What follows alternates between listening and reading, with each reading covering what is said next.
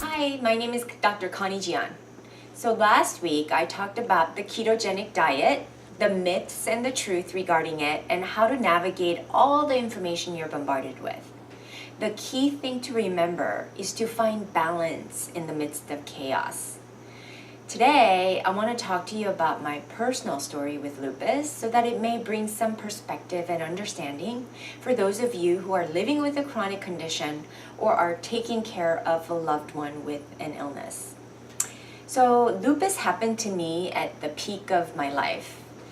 And because I viewed myself as the epitome of health, I was devastated when it happened to me. I lost all sense of control and security, and it knocked me down to my knees with its mysterious symptoms, literally paralyzing me. And at the onset, most of my symptoms were physically deforming, from alopecia, like severe hair loss to a point where I had bald spots, to a malar rash. It's a butterfly-shaped rash, which is a classic characteristic of lupus, and debilitating fatigue. It was an awful experience. And the fear of not knowing how my life will play out was the hardest thing for me. Would I die, lose all my hair, the rash, will it go away, and the fatigue? And despite being a student at a renowned medical school, I couldn't find satisfying information on lupus. All the research papers I found were confusing and really not relevant to me. They were simply too complicated. I wanted simple answers.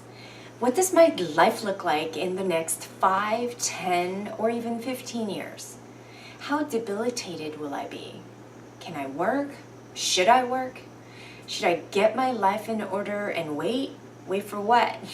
Should I get married, have kids? Can I have kids?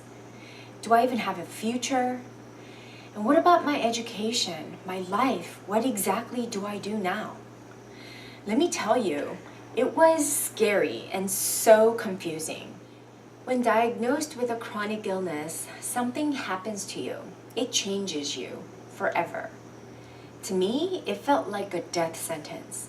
I withdrew from my life. I was embarrassed of my physical deformities. I didn't like strange stares from people. I felt I was no longer myself. I felt so alone and lost. I felt I had hit rock bottom. I had always lived my life with a clear plan up to my diagnoses. Now, I didn't know what to do. I was stripped of my confidence. From that moment, my life has been my experiment.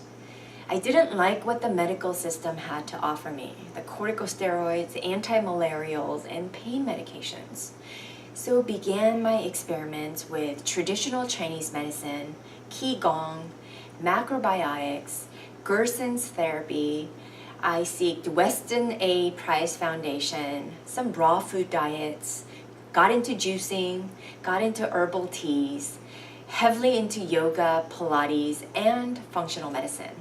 I went against medical advice and had 2 kids. I paid for it with serious relapses, but eventually recovered.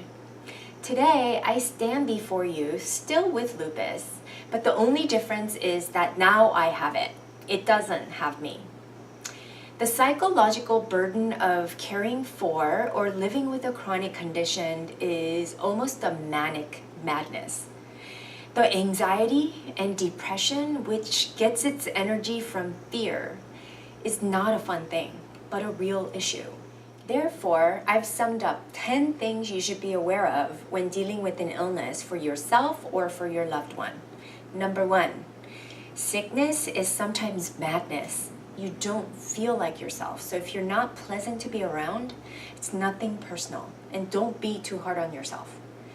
Number 2, it's really hard not knowing what your prognosis is, so be patient with yourself.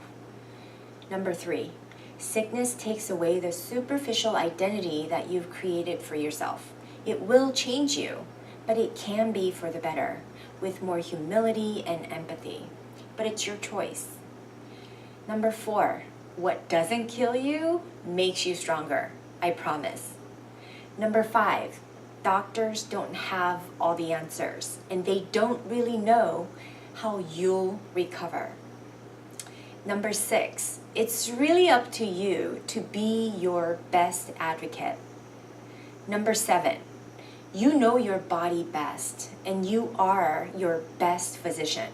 Be mindful and learn as much as you can. Number 8, doctors are experts on disease, but not health. Your health is up to you. Number 9, don't buy into the dogma of specific diet, treatments, or any holistic treatment. Balance is key. Number 10, meditation, physical movement, alkaline diet, and prayer do help. I promise. So with that, if you or anyone you know is going through a rough time with a chronic condition, please share this blog. As always, subscribe to my newsletter on my blog for up-to-date information, and also subscribe to my YouTube channel. See you next time.